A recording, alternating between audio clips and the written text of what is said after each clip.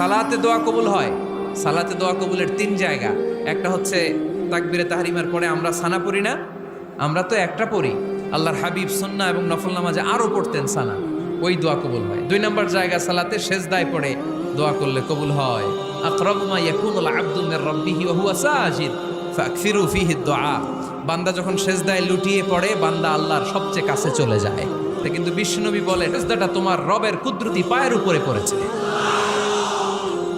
সেজদায় পড়ে দোয়া করেন। সালাম ফিরানোর আগে বিশ্বনবী দোয়া করতেন, লা ইউসাল্লিমান্না আহাদুকুম হাত্তা ইয়াতাআওয়াযা মিন আরবা'a। আল্লাহর হাবিব বললেন, চার জিনিস থেকে পানাহ না আছে আমার কোন উম্মত যেন সালাম না ফিরায়। তারা যেন পড়ে, আল্লাহুম্মা ইন্নী আউযু বিকা মিন আযাবিল কবর, আউযু বিকা মিন আযাবি জাহান্নাম, আউযু বিকা মিন ফিতনাতিল মাহইয়া ওয়াল মামাত, আউযু বিকা মিন ফিতনাতিল মাসিহিদ দাজ্জাল। আল্লাহ কবরের আযাব থেকে বাঁচাও, আল্লাহ জাহান্নামের আগুন থেকে বাঁচাও, আল্লাহ জীবন